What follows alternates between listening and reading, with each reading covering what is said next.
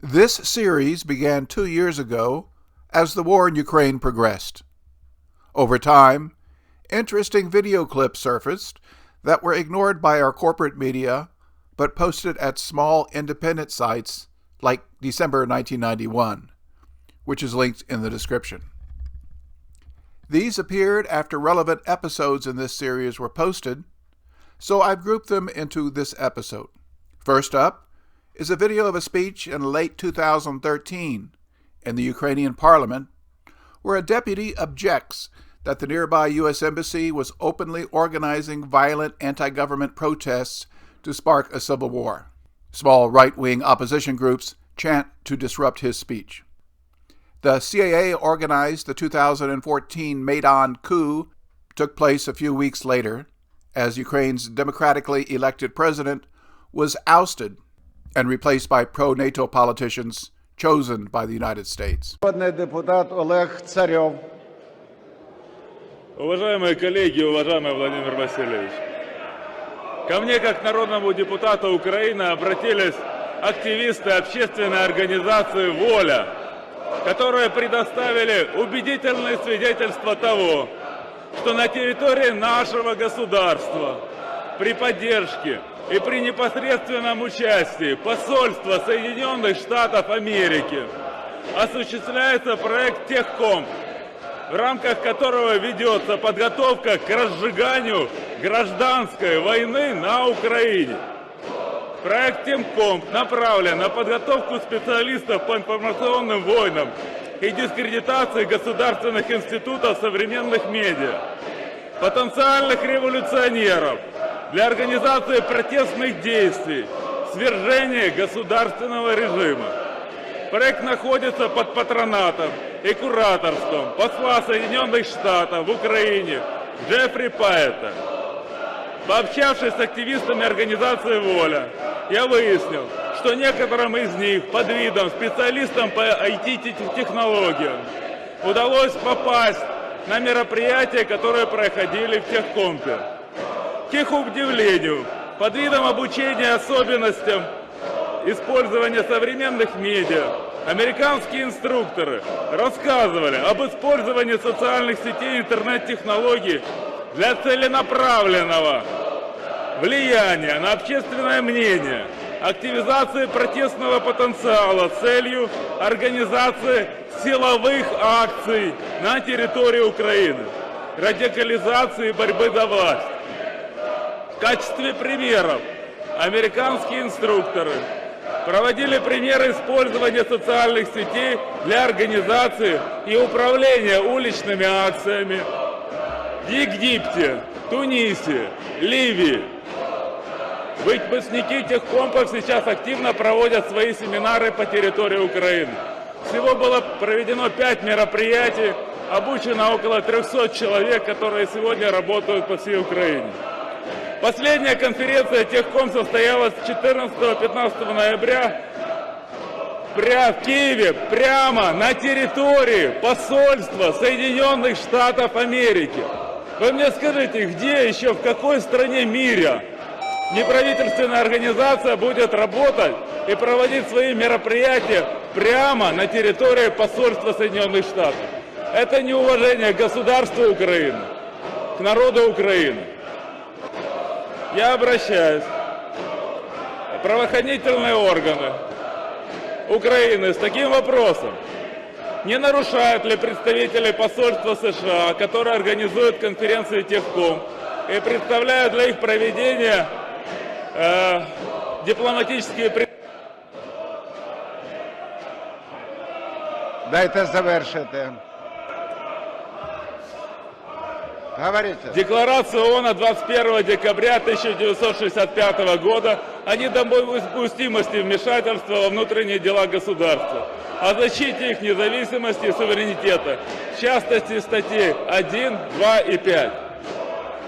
Я прошу считать мое обращение официальным запросом. и провести расследование по вышеуказанным данным. Спасибо. If war broke out between the United States and Mexico, who would win? The United States might need a year to mobilize and deploy its forces, but it would eventually win, since it has 3 times more people, plus far greater military and economic power. When war broke out between Russia and Ukraine, Russia was far more powerful and would eventually win. This was explained by America's most honest mainstream reporter, Tucker Carlson, who was disturbed that no one in Washington, D.C. was attempting to negotiate a peaceful settlement before Ukraine was destroyed. Good evening and welcome to Tucker Carlson Tonight. Happy anniversary. This week marks the 7-month anniversary of the beginning of the war in Ukraine, something that's still going on and isn't talked about quite as much anymore. So the day that war began, which was February 24th, 2 things were very obvious. The first was that there was no way the Ukrainian army would be able to win a decisive military victory over Russia. And the reason was simple. Russia is too big. Ukraine is too small. The Russian military is many times the size of the Ukrainian military. Plus, of course, it has nuclear weapons. Russia itself is the largest country on planet Earth. It's got a relatively huge economy for the region, and it's got 145 million people who live there. Ukraine has a population of about 40 million. It's the poorest country in Europe. It's got an average annual income that is much lower than Albania's. So just by looking at the most basic Wikipedia-level numbers, it was clear right away that if Ukraine wanted to remain a sovereign country, and of course all of us wanted that for Ukraine, Ukraine was going to have to reach some kind of negotiated settlement with Russia. Pitched battles were not going to do it. Now, that's not a moral judgment. You can root for the Ukrainian military all you want. But it's still a fact, and there's no getting around it. Most Americans were not told these facts. Instead, they were deceived by warmongers, like former U.S. Army Lieutenant General Ben Hodges. As the recent commander of U.S. Army Europe, you might assume he is a military expert. One does not become a top general in today's Army by telling the truth, but by supporting political causes with lies, like how Ukraine would soon defeat the Russian army. I'm a retired U.S. Army Lieutenant General, Ben Hodges. My last assignment in the Army was as the commander of U.S. Army Europe from 2014 to 2017 here in Wiesbaden, Germany. Ukraine has achieved irreversible momentum. They will probably push Russian forces back to the 23 February line in the next 2 months, and they will liberate Crimea by next summer. Russia has terrible logistics problems, and their situation gets worse. The mobilization of the 300,000-ish people, not only was it terribly executed, but they've already had hundreds of these soldiers killed.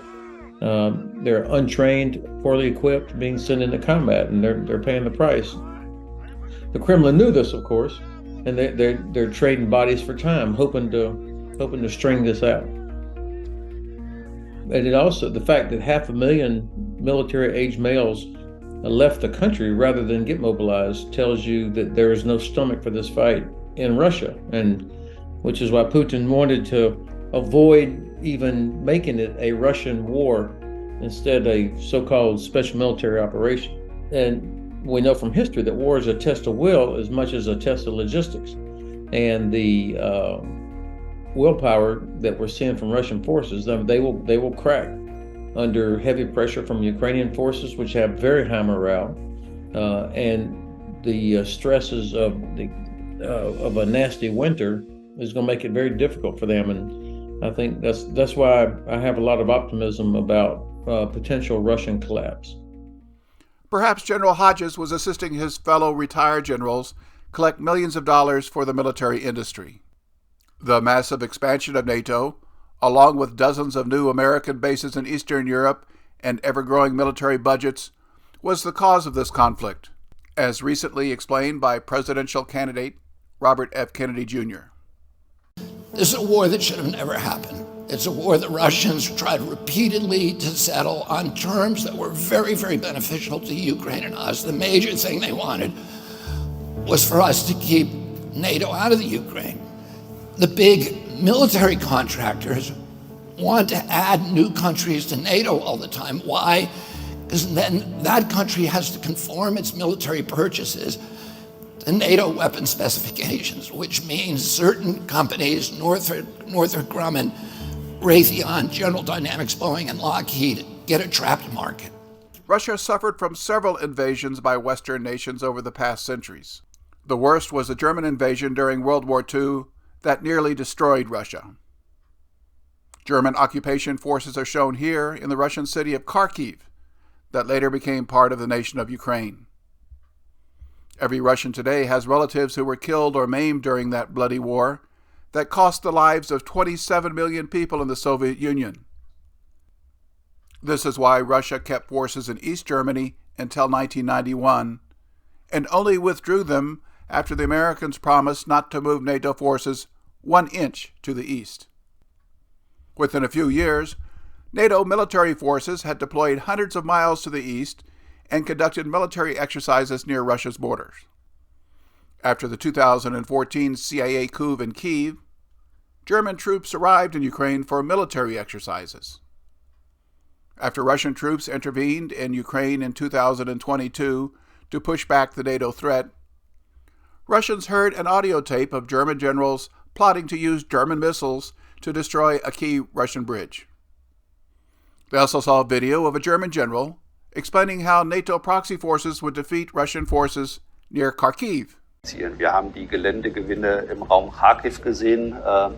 Wir haben die Geländegewinne gesehen im Raum Carlson, die Rückeroberung Carlsons gesehen. Insofern muss man den ukrainischen Truppen schon unterstellen und zugutehalten, dass sie in der Lage sind, auch gegen überlegene russische Kräfte Erfolge zu erzielen und Geländegewinne zu nehmen und auch zu behaupten.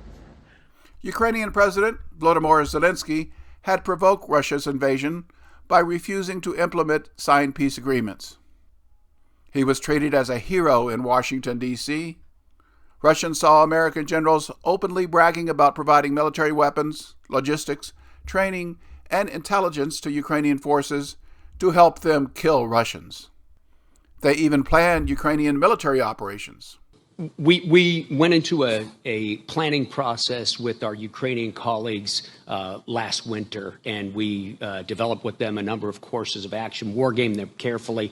And when we came down to the key courses of action for an offensive, we calculated the amount of equipment and the various types that they required, and we have fulfilled that. We have nearly gotten everything into Ukraine, and I am confident they have what they need for the offensive that we have planned with them. And I can go into significant detail in a closed session with you, sir. Okay, well. No other American has been more deeply involved in the war in Ukraine than General Mark Milley, chairman of the Joint Chiefs of Staff. What do you have up first this morning? About 10 minutes, I got a call with General Zaluzny. General Valery Zaluzny, commander of Ukraine's armed forces. I talk to him every week as a minimum, sometimes twice a week, 3 times a week. That much? Mm-hmm. It's 6:45 a.m. 3 hours later, he takes us underground, deep in the bowels of the Pentagon, into a top-secret command center where all the intelligence collected from the battlefields of Ukraine is monitored by his staff. This is the crew that keeps Secretary and I informed on a day-to-day basis of what's happening out there in the current operation. As past episodes of this series explain, the people of Ukraine are being used by the American empire to weaken and destabilize Russia. As episode 8 revealed, this is part of a long-term plan to break up Russia into small nations that will be easy to control and exploit, as was done in Yugoslavia. This required a massive worldwide propaganda effort to demonize all things Russian. This resulted in uncivilized behavior that was called out by a member of the European Parliament, Mick Wallace. Russian President Vladimir Putin agreed with him. And I was here for the debate this week, and I have never heard such nonsense in all my times in here. I mean, where does the anti-Russian rhetoric come from? I mean, I don't like the Russian government. We've opposed and condemned the Ukraine invasion on the 24th of February 2022. But we also condemn every other war. The Americans killed over 400,000 along with NATO in Afghanistan. The Americans killed 1 million citizens in Iraq. There was 400,000 killed in Yemen. thanks to our support. But we don't talk about it. I have no particular liking for any one culture or country over another. But I think we should treat them all fairly and cut out this racism. We don't seem to tolerate other countries and other cultures. We call ourselves the civilized people. We're not behaving in a civilized manner. Отталкиваясь от того, что только что я услышал, разве в нулевых годах вас можно было бы назвать наивным человеком? Да, определенная наивность она присутствовала. Все-таки, вы знаете, я вот абсолютно искренне вам скажу, даже вот оглядываясь назад, несмотря на то, что я почти 20 лет проработал в органах безопасности и во внешней разведке Советского Союза, несмотря на то, что я позднее был заместителем мэра Петербурга, директором ФСБ, секретарем Совета Безопасности и даже председателем правительства в какой-то начальном этапе, все-таки у меня было наивное представление о том, что весь мир, и прежде всего так называемый, сейчас я говорю абсолютно убежденно, так называемый цивилизованный, понимает, что произошло с Россией, что она совсем стала другой страной, что идеологического противостояния уже нет, а значит нет основы для конфронтации.